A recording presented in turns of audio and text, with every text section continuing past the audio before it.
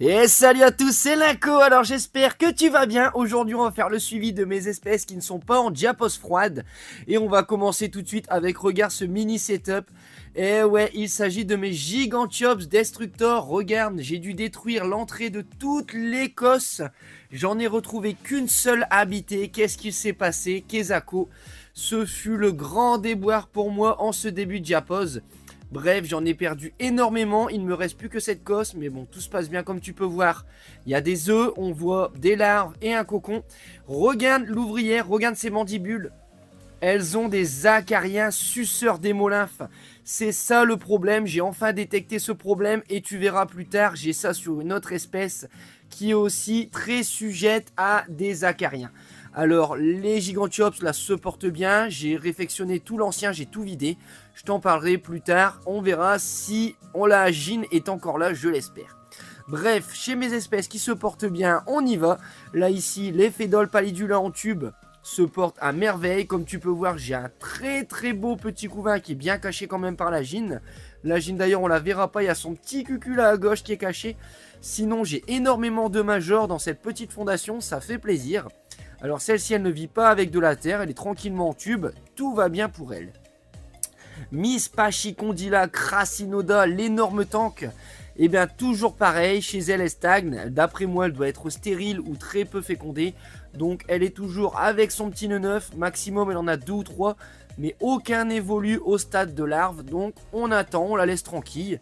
Elle se nourrit, elle est très calme, regarde, et elle est surtout très belle. Bref, même si elle n'est pas fécondée, on s'en occupe quand même, c'est que de l'amour. Ici, par contre, les Camponotus maculatus, chez elle, ça baigne dans le liquide sucré. Regarde au milieu, elle va jusqu'à faire une petite brasse au milieu de ce petit nectar délicieux. De l'autre côté, il y en a une qui a la tête complètement rentrée dans le liquide sucré. Regarde, je sais pas, elle est en apnée à l'intérieur tellement elle kiffe ça. Bref, mes Camponotus maculatus se portent à merveille. Pendant cette diapose, elles sont très peu chauffées, hein. Il y a le cap chauffant qui passe, mais il est maximum à 23 degrés. La cupule de déchets se porte toujours bien. Et on va jeter un coup d'œil dans le petit building, voir ce qui se passe à tous les étages. Alors pour info, cette espèce devient un peu comme mes Nicobarensis. Je commence à galérer à trouver la reine. C'est plutôt bon signe, c'est que ça se passe plutôt bien. Des très beaux majors, toujours avec leur tête noire, leurs mandibules acérées bien ouvertes. Alors j'en ai peu de sorties avec des grosses mandibules, les gros majors sont plutôt à l'intérieur du nid. On en croisera quelques-uns dans la vidéo. Alors du côté de cette face du building, c'est plutôt light mais ça se porte bien. J'observe encore pas mal de petites grappes d'œufs qui se baladent par-ci par-là. Là je vois des grosses têtes, je pense voir la gine. Mais non, ça c'est juste des gros majors.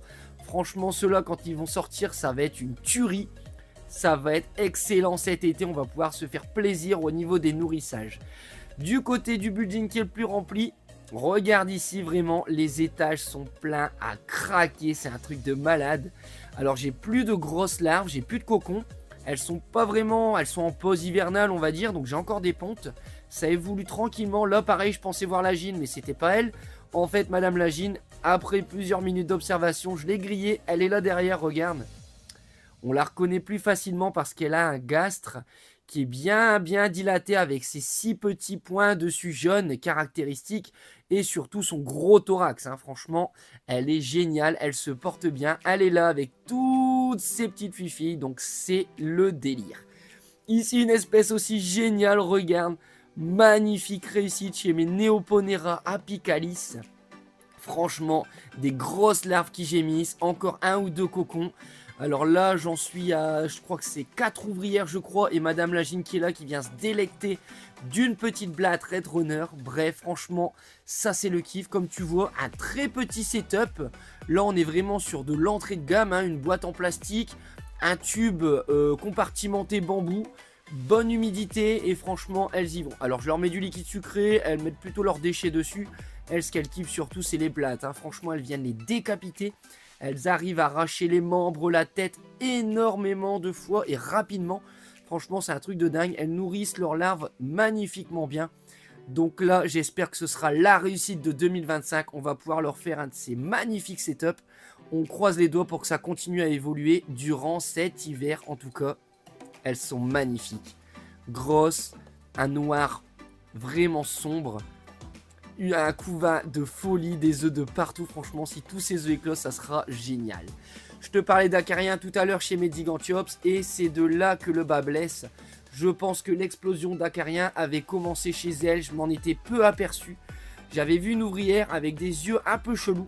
Je pensais que c'était la poudre du substrat qui était sur elle. Mais là, après avoir fait quelques vidéos, j'ai regardé aussi des anciennes vidéos. J'ai remarqué que sur mes Gigantiops Destructors, il y avait déjà parfois quelques acariens sur les pattes. J'étais pas sûr, mais en fait, c'était forcément ça. Donc là, on va regarder un petit peu de plus près. En tout cas, comme tu peux voir, ça se passe quand même très très bien. Elles sont attaquées par les acariens, mais elles les tolèrent énormément bien. Ces petites Myrmecia nigrocincta australiennes, les piqueuses. Alors, elles les tolèrent bien, je te dis ça, mais ça veut pas dire que c'est cool. Ça veut dire que j'ai pas de décès pour l'instant. Je retrouve un cadavre ou deux par semaine, c'est pas la folie. Mais en tout cas, elles vivent très bien. Elles viennent tous se nourrir. Regarde ici celle-là qui se nourrit. Regarde ses yeux. Elle me fait mal au cœur. Les yeux, les mandibules remplis de petits points. Chaque petit point, c'est un acarien suceur. Les suceurs d'hémolymphes, elles viennent se nourrir à même la peau des ouvrières. Et ça, c'est vraiment pas bon du tout pour tes espèces. Si tu peux, évite au maximum. Vraiment observer, sortir la macro, la loupe. Dès que tu vois des choses comme ça, regarde, j'ai perdu quasiment la totalité de mes Gigantiops et je suis dégoûté. Madame Lagine, elle se porte très bien, elle est clean. J'ai remarqué qu'à l'intérieur du nid, j'observe pas d'acariens, c'est ça qui est plutôt marrant. Elles sont toutes à l'extérieur. Bref, là, il va falloir réfectionner ça encore une fois chez mes Myrmecia. Encore une belle ponte, il y en a encore pas mal ici, donc franchement, ça se développe très très bien chez elle. Encore une très belle réussite à la maison pour cet hiver. Alors pour les acariens, qu'est-ce que j'ai fait? Eh ben j'ai simplement acheté un gros pot de taurus. Le taurus, c'est ça, je te mettrai l'image. Alors il s'agit de prédateurs d'acariens. Donc en fait, c'est des mini-acariens qui vont manger les autres acariens. Donc ça va être une guerre dans tous mes setups où il y a de la terre. J'ai vidé un petit peu de ce taurus. Regarde ici la pauvre ouvrière. Regarde ses mandibules et ses yeux. Ça, c'est vraiment significatif d'une attaque dégueulasse d'acariens. Donc franchement, le taurus, j'espère que ça va bien marcher. J'en ai vidé un pot complet. Donc, comme je te disais, dans tous mes setups, il y avait de la terre. Donc, chez les Fédoles, chez les Gigantiops, chez les Myrmecia, chez mes Opistopsis, ici, chez mes chez mes Odontomachus. Bref, j'en ai mis partout, mais surtout en folie chez les Myrmecia. Je les ai tartinés de taurus. J'espère que ça va fonctionner. Je vous tiendrai au courant. On continue le suivi des fourmis. Ici, comme je te disais, les Odontomachus. Regarde celle-ci, mes petites crevettes. Toujours avec leur mitraillette mise en avant. Franchement, elles sont géniales. Et comme tu peux voir, ça s'est développé de fou. C'est un truc de malade. C'est une espèce qui est plutôt grosse, hein, qui est plus grosse que les Camponotus, tout ça. Donc je me disais, ça va évoluer, mais petit à petit. Mais là, j'ai quasiment déjà une bonne dizaine d'ouvrières. Franchement, c'est génial à observer. Pas encore en ADC. J'en ai pas encore vu une seule. Elles viennent se nourrir, elles ramènent des blattes. Elles vont chercher un petit peu de coton avec du liquide sucré, mais surtout des blattes un peu comme les Neoponera apicalis. Mais en tout cas, ça évolue de ouf. Regarde ici entre ces mandibules, j'ai encore un très beau couvain, une belle grappe d'œuf. Bref, c'est génial. Vivement, je te ferai bientôt une vidéo avec du macro à fond. Une vidéo full macron, dis-moi si ça t'intéresse. Pas full macron, hein, full macro, pardon. Et on continue. Alors ici, on est chez les Fédoles. Alors, très petite évolution chez ces Fédoles. J'ai l'impression qu'elles évoluent mieux dans les Fédoles en tube et sans substrat. Alors là, malheureusement, c'est parce qu'il y a du substrat et on voit rien. Donc, il y a le nid. Dans le nid, elles ramènent un peu de terre et elles y vivent. Mais je vois pas la gine. J'ai très peu de majors comparé en tube, ce qui est plutôt surprenant et bizarre. Et voilà, elles se déplacent, je vois pas la gine. J'ai pas de couvain non plus dans le nid. Tout est sous la terre. Donc c'est bien la terre, elles vivent bien, elles s'amusent bien, mais pour l'observation, bah c'est pas GG. Là, comme tu peux voir, il y en a quelques-unes, hein, ça se balade. Pourtant, c'est au niveau de ce gros nid là qui est bien humidifié que je mets mon câble chauffant pour les attirer. Alors, elles commencent à arriver en groupe. Comme tu peux voir, il y a déjà des beaux gros majors, mais pas de couvain, pas de gine, et pas énormément d'ouvrières non plus. Bref, toutes les Fédoles sont là sous la terre, planquées. Il y en a pas mal, hein, ça j'en suis sûr. Elles passent l'hiver, pour l'instant elles sont calmes. Comme tu peux voir, noir sur noir, ça grouille quand même. J'ai quand même moins d'ouvrières qui viennent sur les blattes, tout ça. J'ai moins de rapatriement, mais ça se porte bien. J'espère vider tout doucement la terre et on pourra les observer plus clairement. Ici, une petite Camponotus que j'avais reçue, la Camponotus chilensis, la super brillante. Alors, je ne l'ai pas nourrie depuis son arrivée, je l'avais nourrie une fois. elle garde un gastre énorme et un beau couvain. J'ai l'impression même d'avoir aperçu une larve. Ici, non, c'est pas les Myrmecocystus, hein, je te rappelle, c'est les Camponotus fragilis. Pareil, elles ont magnifiquement bien évolué. J'en suis à 6-7 ouvrières. Un très beau couvain. Elles vivent très bien dans son nid Tarel, ce nid qui est dédié normalement aux Myrmecocystus, aux fourmis pot de miel. Et ben, elles l'acceptent super bien. Les conditions d'humidité, de chaleur leur va à merveille. Bref, elles sont cool. J'en vois de temps en temps remonter à la surface pour venir se nourrir. Bref, tu vois, malgré son petit bout d'antenne en moins à cette reine, eh ben, ça se porte bien. Donc elle ressemble très fortement au Camponotus fetchenkoi, hein, comme tu peux voir. Mais comment seront les majors? Ça, on le verra plus tard et on pourra comparer avec ma colonie de fetchenkoi qui est actuellement au froid. Je te laisse regarder d'ailleurs la vidéo des fourmis au froid si tu ne l'as pas encore vue. Hein. Je te laisse la checker, elle était juste avant.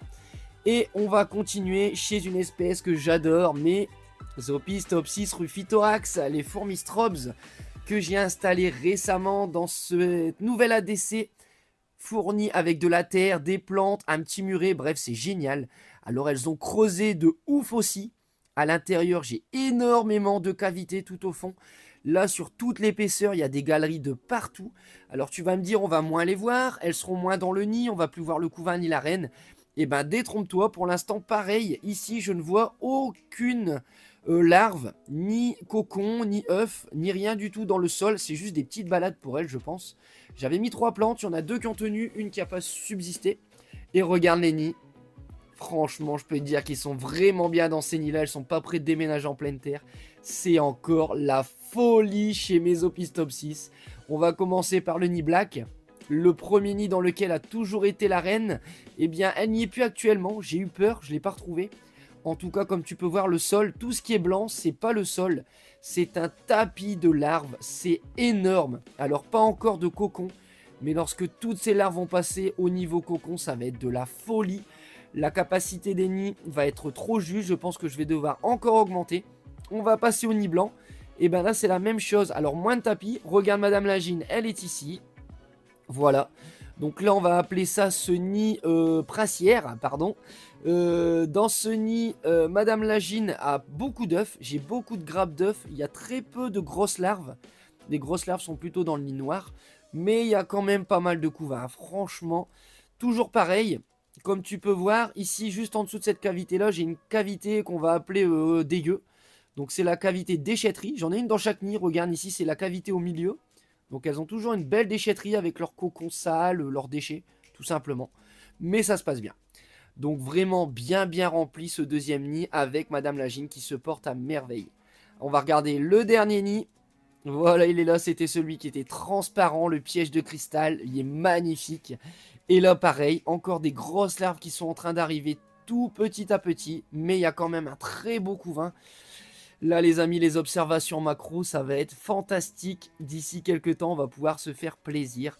J'ai vu qu'il y avait un point de rouille déjà là sur l'aimant. J'en ai fait part à notre ami de chez Fourmiculture qui prend ça et qui prend les conseils. Ça c'est vraiment cool. Je le tiens au courant pour les améliorations. Mais sinon ce nid reste vraiment génial.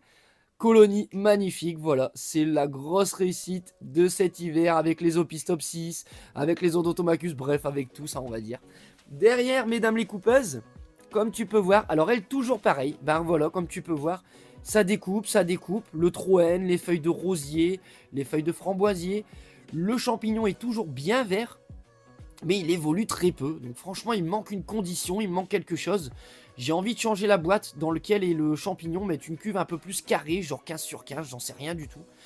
Mais ça coupe, ça évolue pas, ça stagne, mais il n'y a pas de perte. J'ai un très beau couvain, on arrive à les voir dans le champignon. J'ai énormément d'ouvrières, Madame Lagine se porte bien, ça découpe comme je te dis. Mais voilà, le champignon n'évolue pas énormément.